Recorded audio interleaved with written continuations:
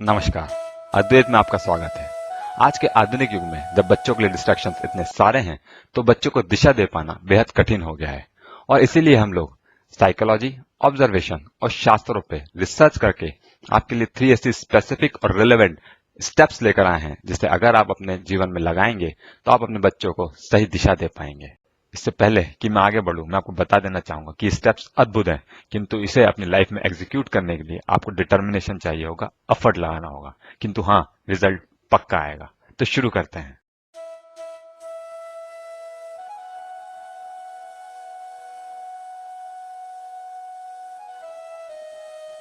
सबसे पहले तो मैं आपको एक साइकोलॉजिकल थ्योरी के बारे में बताना चाहूंगा जिसे कहा जाता है बेंड्यूरास सोशल लर्निंग थ्योरी। इस थ्योरी के अनुसार बच्चे अपने माता पिता से, अपने परिवार से, अपने वातावरण से चीजों को देखकर, ऑब्जर्व करके सीखते हैं।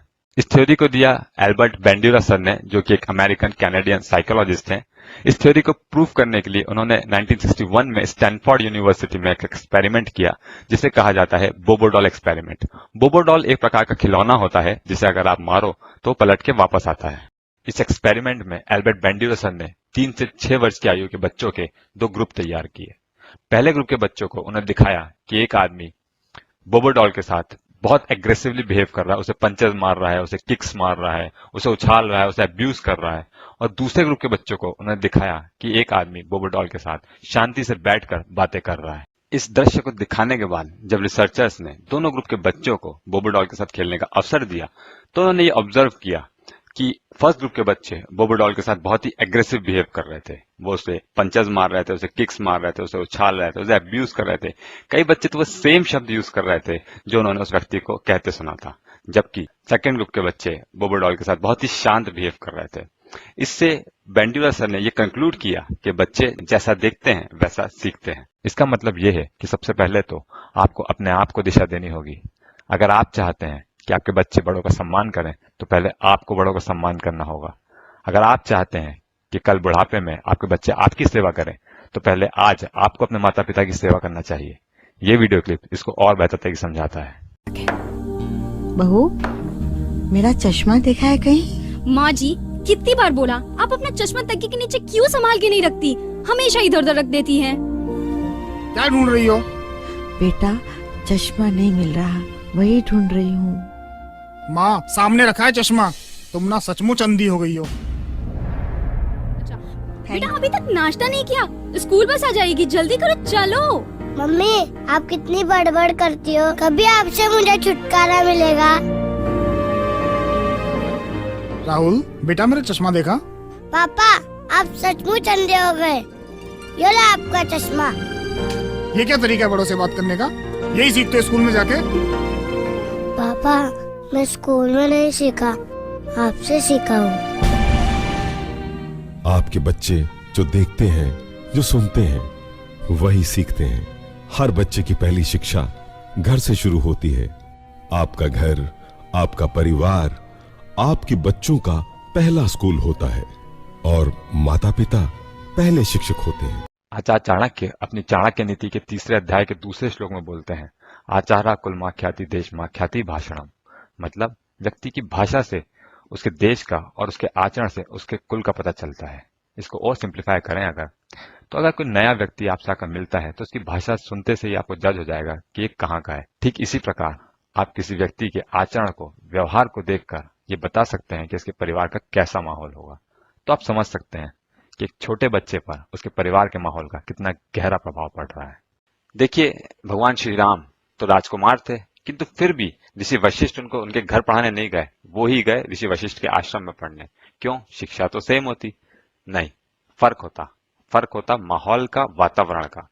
देखिए, जब प्रभु श्री राम ऋषि वशिष्ठ के आश्रम गए तो उन्होंने वहां पे सब कुछ देखा, ऑब्जर्व किया और इससे उनके अंदर शालीनता, मर्यादा, लोक व्यवहार, कर्तव्य की समझ, उत्तरदायित्व की समझ, ये सब गुण सहज ही पैदा हो गए। और अब जब ऋषि वशिष्ठ ने उन्हें शिक्षा दी तब उन्हें ज्ञान की प्राप्ति हुई। आज के डिजिटल युग में अपने बच्चों को आश्रम भेजना तो सबके लिए संभव नहीं, किंतु हाँ, आप अपने घर को ही आश्रम बना सकते हैं। तो सबसे पहली स्टेप तो यही है कि अपना व्यक्तित्व बदले, अपने परिवार का माहौल बदले। और ये मत कह दीजिएगा कि नहीं हो सकता। हम लोग नरेंद्र मोदी जी से उम्मीद कर रहे हैं कि वो देश का माहौल बदलेंगे। क्या हमसे अपने घर का माहौल नहीं बदला जाएगा? बिल्कुल बदला जाएगा, कोशिश करिए। 1963 में बोबोडॉल एक्सपेरिमेंट का दूसरा चरण किया गया, जिसमें छोटे बच्चों के 2 ग्रुप बनाए गए।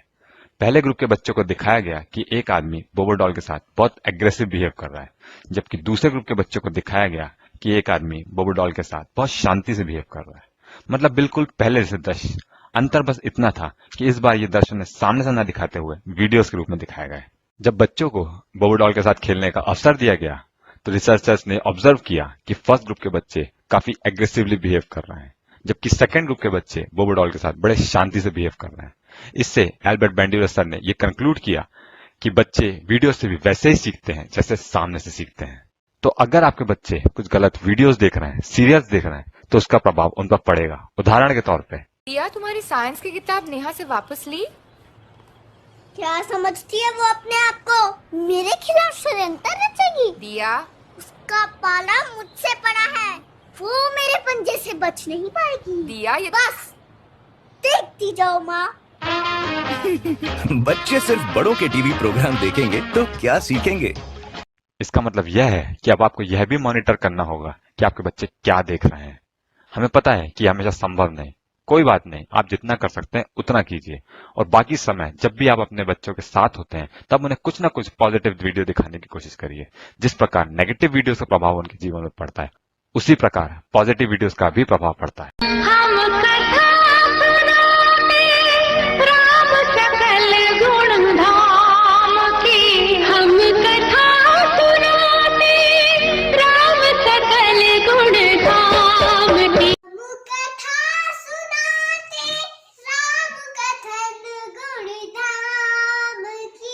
ये रामायण है पुण्य कथा श्री राम की।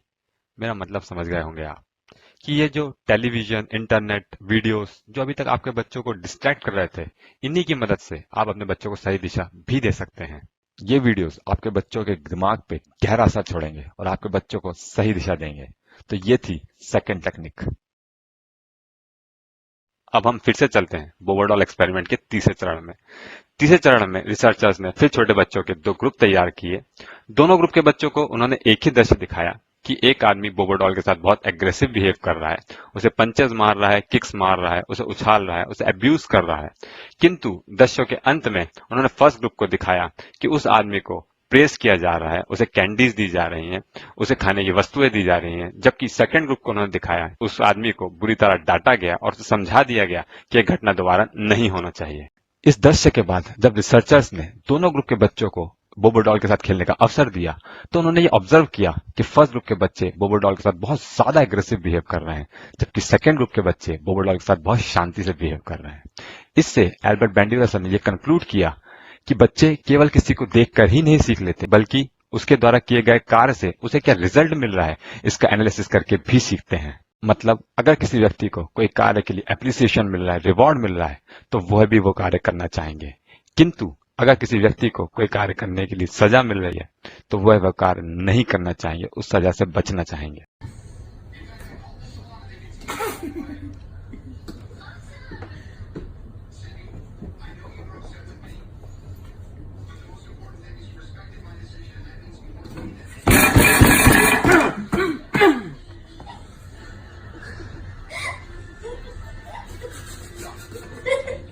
देखिए, रिवॉर्ड का मतलब कुछ कैंडीज या कुछ खाने की वस्तुएं नहीं है, बहुत बड़ा रिवॉर्ड है। अटेंशन, रिस्पेक्ट, महत्व, एप्रिसिएशन, और बच्चे सब हमेशा चाहते हैं। आप उन्हें बताइए कि ये कंट्री, ये सोसाइटी किसे अप्रिशिएट करती है, किनकी रिस्पेक्ट करती है, किन्हें महत्व देती है। आप उनकी लाइफ में असली हीरोज प्रोजेक्ट करिए। मैं सेलिब्रिटीज का विरोध नहीं कर रहा हूं, पर यहां मेरा मतलब है महापुरुषों से, जैसे कि आदि शंकराचार्य, स्वामी विवेकानंद, स्वामी दयानंद सरस्वती, महर्षि अरविंद, गौतम बुद्ध, महावीर जी, छत्रपति शिवाजी महाराज, शंभाजी महाराज, महाराणा प्रताप, राणा सांगा, गुरु गोविंद सिंह जी, पृथ्वीराज चौहान। स्वतंत्रता सेनानियों में अगर देखा जाए तो सुभाष चंद्र बोस, भगत सिंह, राम प्रसाद बिस्मिल, अशफाकुल्ला खां, वीर विनायक दामोदर सावरकर, रानी लक्ष्मीबाई।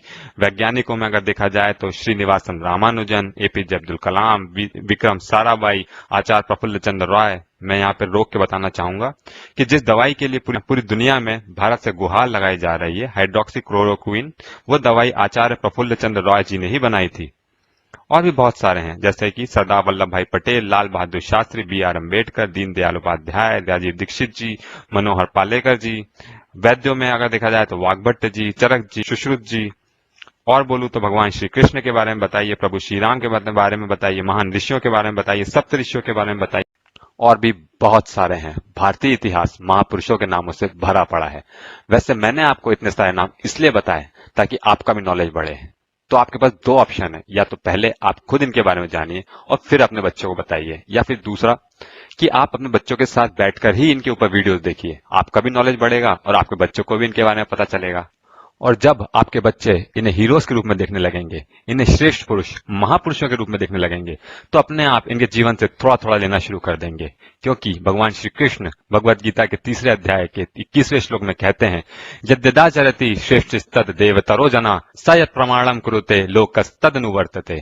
अर्थात श्रेष्ठ पुरुष जो आचरण करते हैं, बाकी के लोग उन्हीं आचरणों का अनुसरण करते हैं। श्रेष्ठ पुरुष जो अपने जीवन के कार्यों से जो आदर्श प्रस्तुत करते हैं, बाकी के लोग उन्हीं आदर्शों का अनुसरण करते हैं। तो आपको अपने बच्चों को बताना बस ये है कि असलियत में श्रेष्ठ पुरुष है कौन, असली हीरो है कौन। और आप देखेंगे कि आपके बच्चे धीरे धीरे इनके जीवन का अनुसरण करना शुरू कर देंगे और इसी के साथ आपके बच्चों को सही दिशा मिल जाएगी। और यही थी तीसरी स्टेप। तो इन तीनों स्टेप का यूज करके आप अपने बच्चों को एकदम सही दिशा दे सकते हैं। आचार्य चाणक्य अपनी चाणक्य नीति के 2 अध्याय के 10वें श्लोक में कहते हैं, पुत्रेश्च विविधय शीले नियोज्या सततम बुधय। अर्थात बुद्धिमान लोग को चाहिए कि वो अपने पुत्र और पुत्रियों को जीवन में गुणों से युक्त करें, मतलब उन्हें ज्ञान दें, जीवन की समझ दें, सही दिशा दें। मैं आप सबसे हाथ जोड़ के सभी निवेदन करता हूं कि अगर आपके आसपास ऐसा कोई भी परिवार हो जिसमें छोटे बच्चे हों, तो कृपया कर उन्हें ये वीडियो जरूर दिखाएं या कम से कम मौखिक तौर पर उन्हें जानकारी दें, ताकि उनके बच्चों को और उन्हें सही दिशा मिल पाए। उम्मीद करता हूं आज की जानकारी आपको पसंद भी आई होगी और समझ भी। धन्यवाद।